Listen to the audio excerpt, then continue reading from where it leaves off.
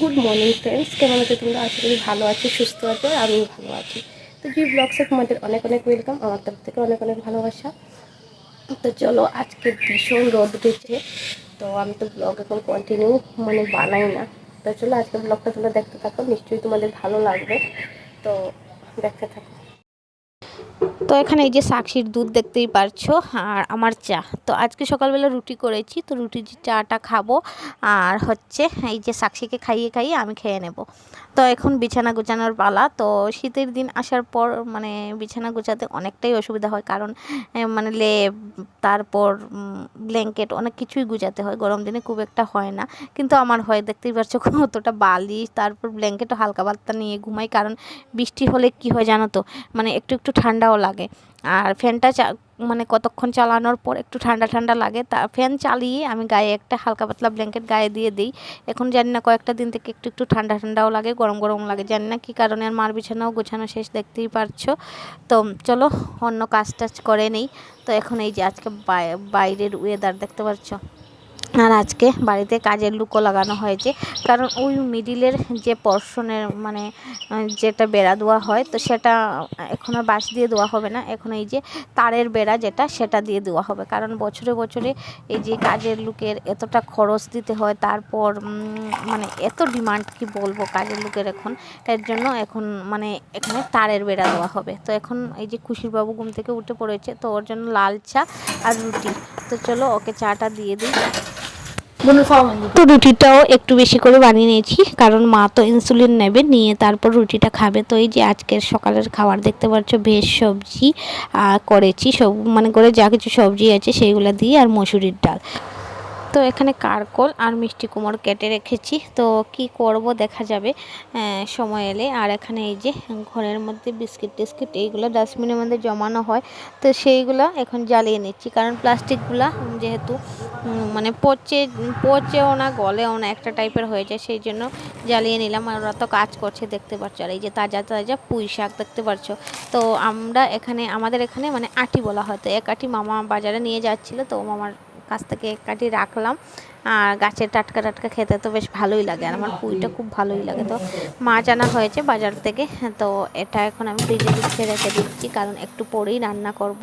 তো এখন আমি পুঁইগুলা কেটে তারপর রান্নাটা বসিয়ে দিয়েছি, দেখতেই পারছো পুঁইগুলা কাটা শেষ। আমার এই মোবাইলটা কেনার পর জানো তো, আমার আগের মোবাইলটা তো একটু দামে কমও ছিল, আর এখন একটু ভালো দেখে কিনেও আমার ভিডিওটা করে আমি একদমই ভালো ভিডিওটা করে একদমই আমার ভালো লাগে না, কারণ খুব একটা সুন্দর আসে না, দেখতেই পারছো, বা তরকারির কালারটা যেরকম এরকম আসে না, একটা ফ্যাকাশে ফ্যাকাশে কালার আসে।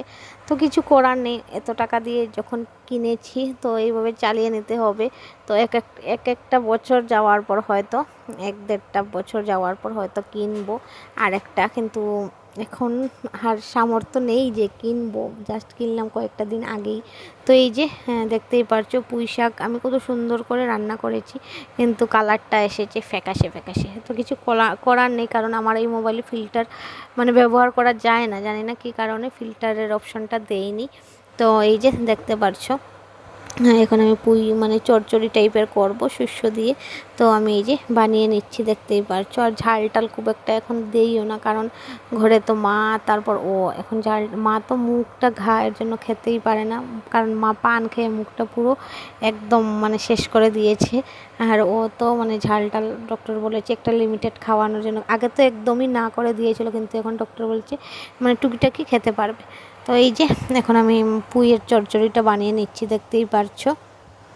আর এই কালারটা দেখতে পারছো, কত সুন্দর কালারটা ছিল, কিন্তু একটু ফ্যাকাশে ফ্যাকাশে কালার দেখা যাচ্ছে। তো কিছু করার নেই, যেহেতু বানিয়েছি আমি, খেয়েছি আমরা, তো বুঝতে পারবো কালারটা অরিজিনাল কালার কীরকম। তো এই যে দেখতে পাচ্ছি কীরকম একটা কালার হয়। তো এখানে পুঁইটা চচ্চড়ি দেখলেই, আর এখানে ঝিঙে আলু দিয়ে আমি আর আমার খুশির জন্য করব লঙ্কা গুঁড়ো দিয়ে, লঙ্কাটা পেস্ট করে নিয়েছি দেখতে পাচ্ছ। আর পুডিগো চচ্চড়িও করে নিয়েছি, আর ওদের জন্য এই যে ভেন্ডি দিয়ে আর মাছ দিয়ে করেছি। তো কালারটা একদম ফ্যাকাশে ফ্যাকাশে, কি বলবো। তো লঙ্কার গুঁড়ো দেইনি যেহেতু, কারণ মার মুখটা গা আর ওরও মুখটা গা, কারণ ওরা পান খেয়ে মুখ মুখটা ঘা করে নিয়েছে, এর জন্য ওদের জন্য আলাদাভাবে করেছি।